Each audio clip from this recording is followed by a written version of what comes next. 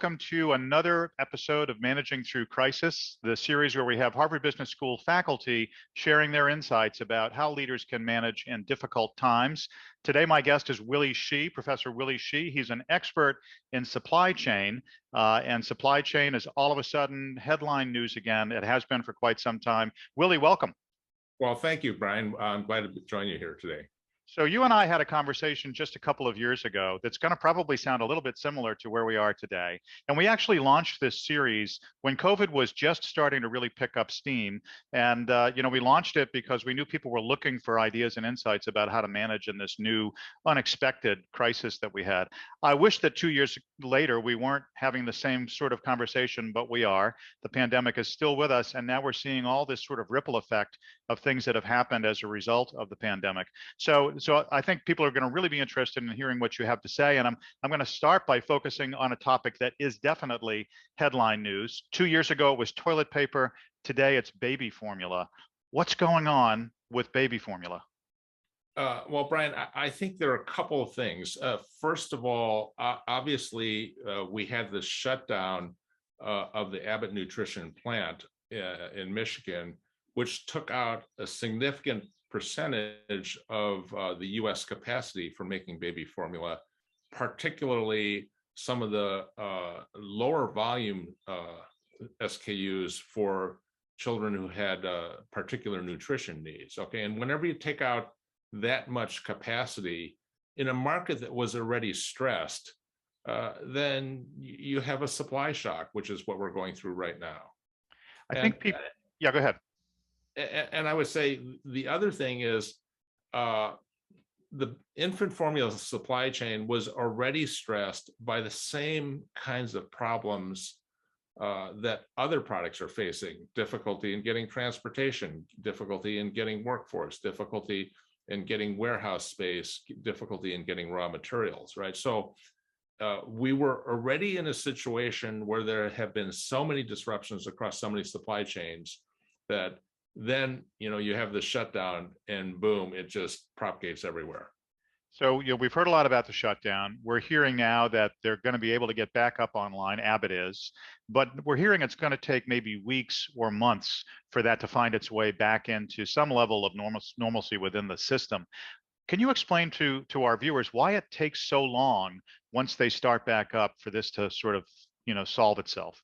Well, once you start up production, then you have to manufacture the product, obviously, and then you have to go through the whole distribution network. And distribution in this case means replenishing a lot of stocks in warehouses and distribution centers that have been depleted by demand. Okay, so it's just like you emptied the tub that was filled with all this stuff, and it's going to take a while to fill it back up. So that means what we'll see the shortages starting to be relieved in some areas faster than others, but you have to fill up that whole distribution chain again. Yeah. Willy, I would venture to guess that a couple of years ago, before the pandemic hit, most people didn't think about supply chain at all. It wasn't part of their consciousness because everything we need was always there for us.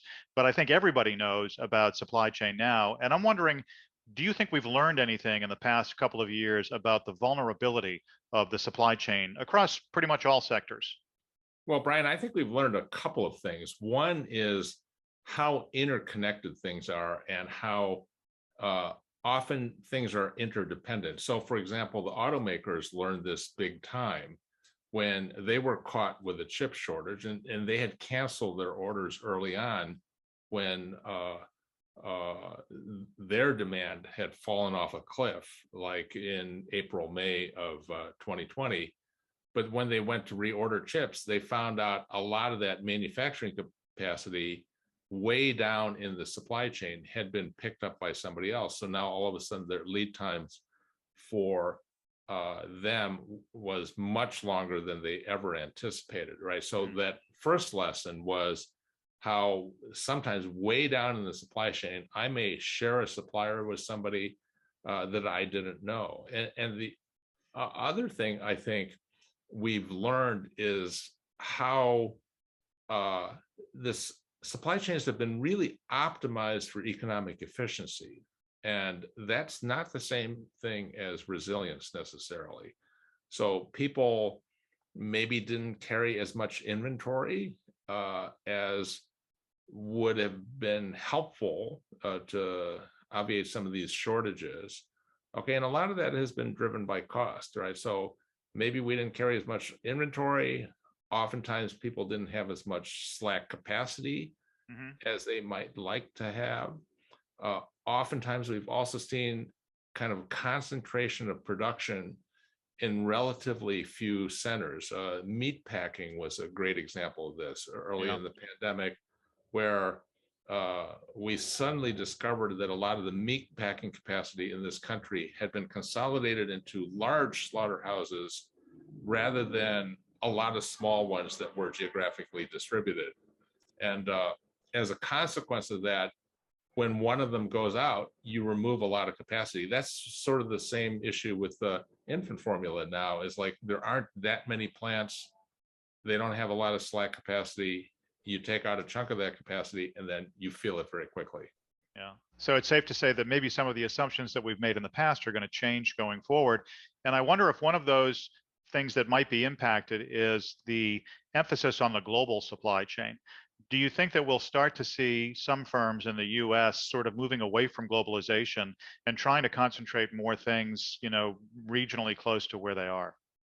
Well, I think every firm that is dependent on uh, production that's dispersed around the world, every firm is talking about it right now.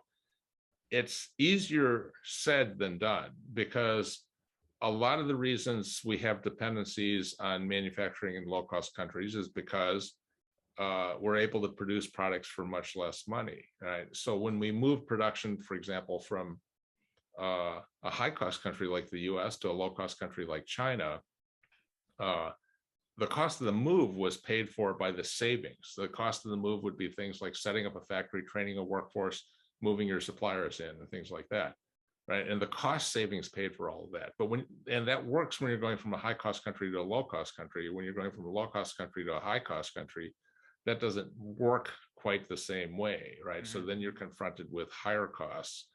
And in the current inflation environment, that's a tough one. But everybody is looking at that. I think among the big changes have been just the much higher cost of moving goods on the water, ocean shipping, right? And 90% of all internationally traded goods move on the water. And that has gotten much, much more expensive. So now that changes the equation of, how tradable is this good? Where should I manufacture it? That's one thing. Another thing that I think is really, it's just coming up really fast, and that is the challenges of doing business in China. It's gotten a lot harder, especially in the last few months with the COVID zero policy. Okay, so a lot of businessmen have not been able to go there for the last 2 years, and now with COVID zero and lockdowns and the unpredictability, it's forcing everybody to rethink. It's like, what does my manufacturing footprint need to look like? So as you say, I think we're going to see a push towards more regionalization. With that will probably come more costs. A lot of people are also thinking about, I've got to have multiple suppliers so I don't get caught short with, only one supplier again, right? So there's a lot of rethinking and a lot of moving parts right now. Yeah. So one more question before I let you go, Willie, and that would be, if we've got people who are watching this who are leaders of supply chain dependent businesses, any words of advice for what they should be thinking about in the near term? Number one thing they should think about is visibility, which means understanding where your dependencies are and getting closer to on the ground visibility of where those things are happening. So for example, a number of companies over the last 2 years have done much better than others because they've been on the ground and been able to see things coming up. So for example, I was in China the first 2 weeks of January 2020. So I could see COVID-19 coming, and understanding how manufacturing is done in China and understanding how the shipping and logistics is done, I could see the wave of troubles coming with that delay, with normal transit delays.